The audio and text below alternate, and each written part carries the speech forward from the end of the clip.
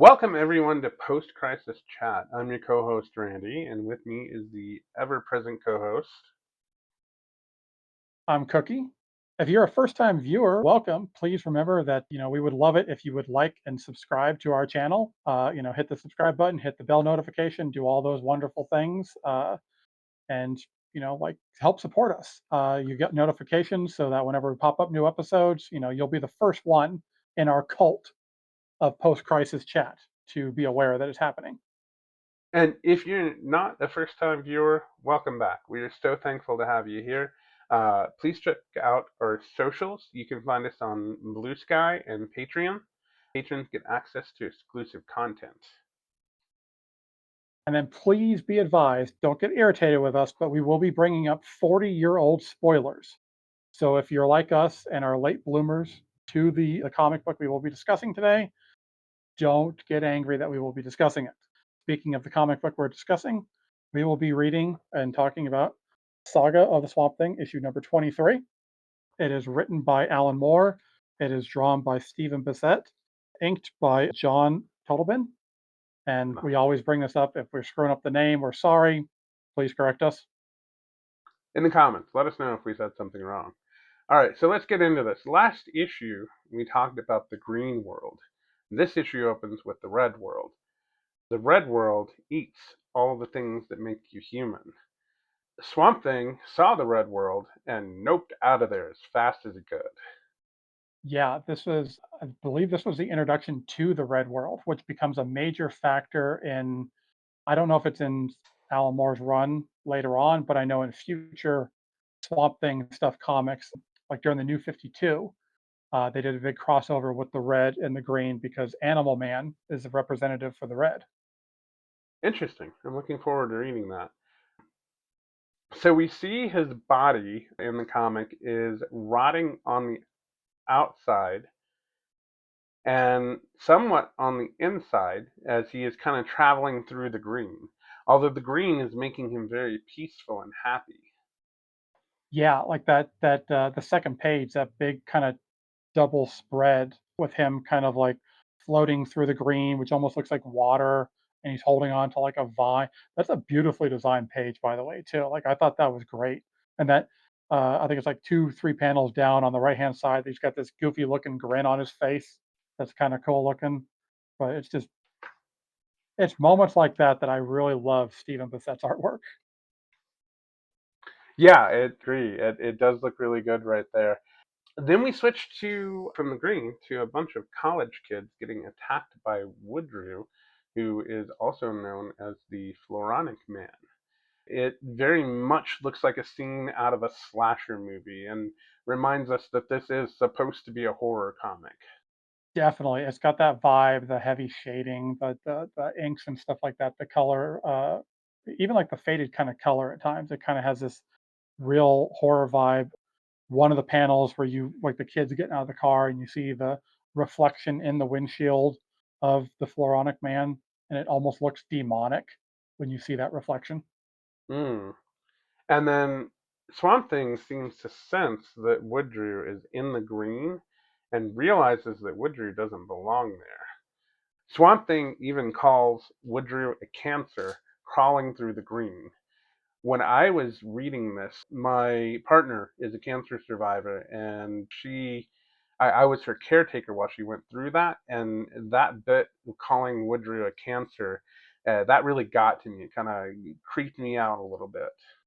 Yeah, it's kind of a dark. I mean, I think unless you've experienced someone going through cancer, comments like that, like things like that, they don't have the same effect. Like when you have that, because my brother had passed from cancer, so like reading that line was kind of the same thing. I was like, ooh, that that's kind of sharp. That really kind of cuts deep. Shows you the power of what a writer can do. Oh, absolutely. We also find Swamp Thing's mind drifting back to Abby. And then we switch back to Abby, who is out in the swamp by herself. She seems to want to be alone in silence. And we are told of her childhood in the Balkans where nobody liked her. I kind of think maybe this explains why she's married to someone she obviously doesn't like very much. Like maybe she got married to the first guy who came along and treated her decently and professed love for her. Not really sure 100% on that since we didn't read anything before Alan Moore's run, and maybe it talks more about that in the previous run. Yeah, I'm not sure. I'm not sure if Moore kind of made Matt kind of a creep, and before his run, that like Matt was like a better kind of guy, or something like that. But I mean, I for one am never going to bad talk the whole concept of settling for somebody in a relationship, because that's kind of what I'm holding out for. Hope is that someone will eventually settle for me. So who am I to balk at that? Well, hey, just know that all of your friends here locally have all settled for you. That really hits me right here where it hurts, and I'm patting my butt. So Anyway, so back when she was a kid, the kids were really cruel to Abby. They called her Crazy Abby. And you know what? Maybe that did make her even a little bit crazy. I mean, if you're called crazy all the time, maybe that's something that really sticks with you, and maybe you start to act like it, even though she thinks she isn't crazy. I could see that happening. I mean, it is kind of like I could see it being a mental condition on two fronts of like actually having a mental disease that can cause you to go crazy, and then also just being kind of presented with that of like people pushing you towards that direction. Because it kind of feels like that with her. Like it feels like she's got her moments where she's kind of normal, and then her moments where she's just kind of off the wall. Like, all right, you seem a little nuts today. And we actually get to see a bit of that. We're let in on the fact that she suffers from paranoia. And I mean, don't we all suffer from a little bit of paranoia? So it's you know, I always think people are following me. And then we see her find a body of one of the college kids. And then she starts getting caught up in some vines. I think they're Woodrew's vines. And she starts calling out to Alec for help. That's kind of how I interpret it too. Is that it was Woodrow kind of like going after her, because I'm assuming that he's kind of protecting his victims in the sense of like he doesn't want anyone messing with the crime scene. But that the part where she comes across him, I thought was really creepy. Just the whole dark outline of the legs and the panel, and then like the multiple panels, like getting the close up on her face. They did a really good job with that kind of like setting the mood on that. I love that. Yeah, once again reminding us this is a horror comic. So we switch back to Swamp Thing in the green, and he seems to be trying to remember who Alec is. And once again, we find Swamp Thing struggling with if he is actually Alec or not. It seems to be a common ongoing theme with this comic is Swamp Thing trying to figure out who he is. Yeah, which I think for modern readers that might be a little off-putting, because it feels like modern comics, we kind of sum a lot of that stuff up in a couple of issues, and this is being dragged on through multiple issues. And it's a little weird at times, because you kind of feel like it always ends with he's kind of settled on like, okay, I'm Swamp Thing, not Alec anymore, and then he goes back to, well, am I Alec or Swamp Thing? Yeah, So and I don't mind them touching on the subject and revisiting the subject. It seems to happen a lot, and I guess maybe if you're not sure who you are and you're trying to find yourself and figure out who you are, maybe maybe that resonates with people who are still trying to figure out who they are themselves. it probably does. I think what would probably help it though would be just don't like, it feels like every time he does come to that conclusion that, like I said, that he's Swamp Thing, and then like an issue or two later, it'll be okay. Well, am I Alec or am I Swamp Thing? I don't mind going back and revisiting it if you don't give us the conclusion every issue of him saying, okay, now I'm Swamp Thing. I kind of agree. Yeah, I think they probably do a little too much in the book, but I digress. So we switch back to Woodrue, who seems to be tearing up a small town in Louisiana. We see Woodrue get shot, and he easily survives. And at that point, the town throws up their hands and they're like, "We surrender. We obviously can't hurt you. We can't kill you. So, we're giving up. You win." And at that point, Woodrow starts sealing people in their houses with his plants. He has the plants just crawl all over the house so they can't get out, and then starts filling the houses with a lot of extra oxygen. And then at one point, we see somebody strike a match, and boom, a whole house blows up. That was, I mean, that was a really powerful couple of pages, the way that they did that, because also with him having like where he kind of, I don't want to say kidnap the kid. Well, he doesn't kidnap the kid, but he kind of gets the kid to videotape everything that's happening. And Right. then with the kid, like kind of like going through the narrative of him, of like his mother and his sister, like his family's in one of the houses, and he just recorded them dying. Like that's some powerful writing right there. Yeah, and it's gonna screw that kid up for the rest of his life. I mean, and that's got to resonate with some people who had something super tragic and super horrible happen with them when they were children, and now they're seeing this kid in the comic book going through the same thing they went through. And it's, but at the same time, it's like, I mean, I think the readers and the characters in any Alan Moore comic are both suffering through emotional and mental trauma, because the guy pretty much likes to torture the hell out of us. So He does. But then we switch back to the green with Swamp Thing, where he continues to try to remember who Woodrue is, and he finally succeeds in remembering that Woodrue took everything away from him. In a previous issue, Woodrue was the one who made him realize that he was a swamp monster and no longer human.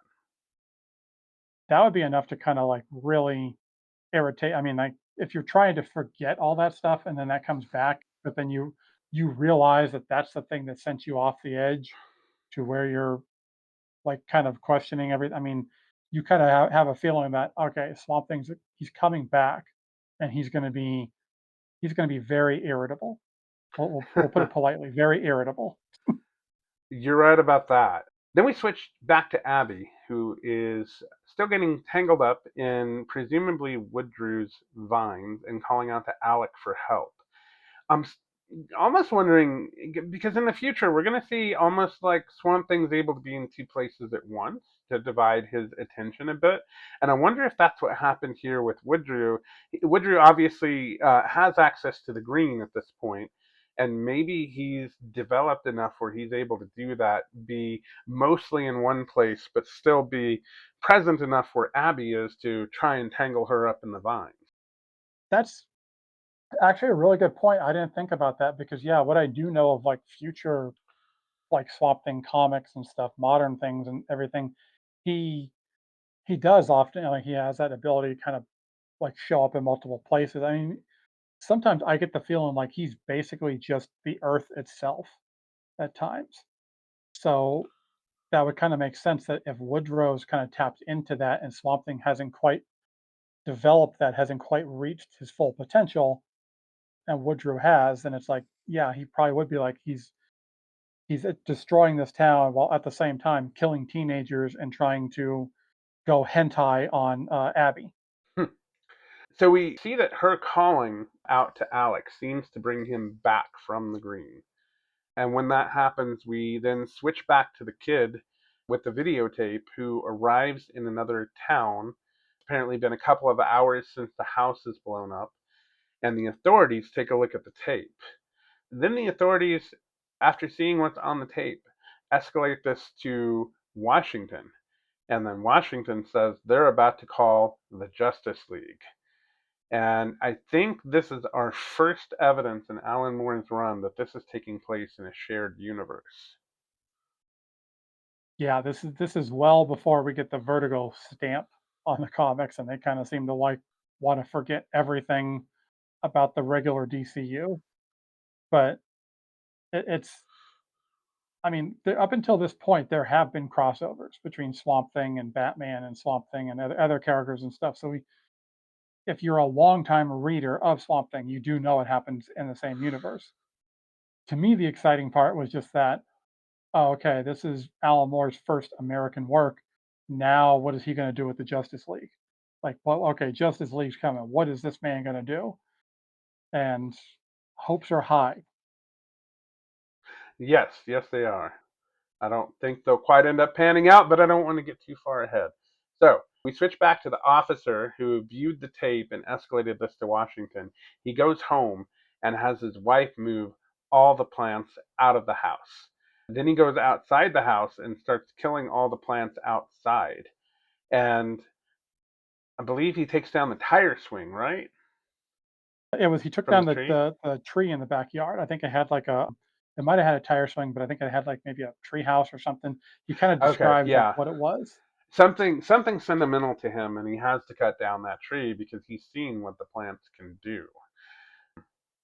Then we're shown, we go back to Woodrow, and we're shown that he has killed a dog. And I think Alan Moore really doesn't like dogs. There are so many dead dogs in Alan Moore's work. That's very possible. It really is. As a cat person, it doesn't affect me. And then we see a woman whose dog Woodrow has just killed is begging him to stop. I mean, I can't imagine watching my pet get killed in front of me, and how emotional and how that would make me feel. And then Woodrow says no, he's protecting his plant friends and family. He says, I'm speaking for the green. And he just really seems to hate humans in general. In fact, at one point he calls humans screaming meat, which actually made me laugh out loud when I read that because It it's would be a sick so metal accurate. band name. It would. Then It's Swamp kind Thing of shows up. Oh, sorry, go ahead. oh, I just want to point out real quick. It's kind of funny that like the dead dog thing, and then you go to the emotional side of the oh, how you would feel and how it's a terrible thing and stuff like that. And I can't like I'm literally looking at the panel right now, and all I can see is just like there's no emotional connection to that poorly drawn dog. It looks like she's holding a stuffed dog at this point. I mean, it doesn't look dead. It just looks like it never even existed. I can see that goes back to what we've discussed with the art in this book before. It sometimes feels very rushed. I think the artist just wasn't given enough time to finish the books, and as a result, some parts look super, super detailed, and other parts look like dog crap. See what I did there? But then, so Woodrow claims to be speaking for the Green. He hates humans. Swamp Thing shows up at the end and says, Woodrow, no more. And that's the end of the issue. To me, that last panel, looking at it right here, it almost has like a feel, and I don't know if like he purposely designed it like that, but it almost has that feel of like an old western of like the good guy and the bad guy like on the street, and they're gonna like do the big Hmm. shootout and stuff. You know that There's just showdown's like a coming. yeah, it's coming, and it looks like they kind of set it up really well because like Swamp Thing's back is in the foreground, his butt is right in our face, and then like in the like the background there, you've got Woodrow, and the way that it's drawn, it just has that like classic showdown look, like amping you up for the fight. Yeah. All right. So for this issue, I gave it 3.5 out of 5 deadly houseplants. Thought that the horror vibes in the comic were really good. I enjoyed, to an extent, enjoyed Swamp Thing's journey to figure out who he is. At this point, it hasn't gotten too old yet. I'm sure we're going to get there, but for now, it hasn't gotten too bad yet. And I enjoyed Woodrow as a villain calling humans screaming meat. I mean, he's a really good villain, actually. He's a great villain. I kind of love what they do with him. Um, What was your I rating? would concur. I would actually concur. I would agree with the rating on this because I enjoyed quite a few things of the build up for the next issue with the stuff with the Justice League possibly coming in. Woodrow, like I said, as a villain is really really good. Woodrow killing the teens, I thought was a beautiful horror moment. There's a couple of panels in there that really struck me. I mean, my favorite one was when Swamp Thing comes out of the green and he's like bursting out like this, like an Abby's right there. It's like a full splash page. That just would make a sick poster. I would love to have that hanging on my wall. Hmm. So it was actually like a really good issue. Now the question is, can Alan Moore follow up? We Hmm. will get into that next episode. That is a perfect segue for the next episode. Did you ever give your rating? I don't think you did. Yeah, I said I agreed with you. Oh, at the 3.5. Got it. All right, James, you can cut Yeah. that part out. All right, so No, no, keep it in. Keep it in. Show his flaws. Show that he is not perfect. we want people to watch, not get tired of us bickering. I think the bickering is what would get people watching.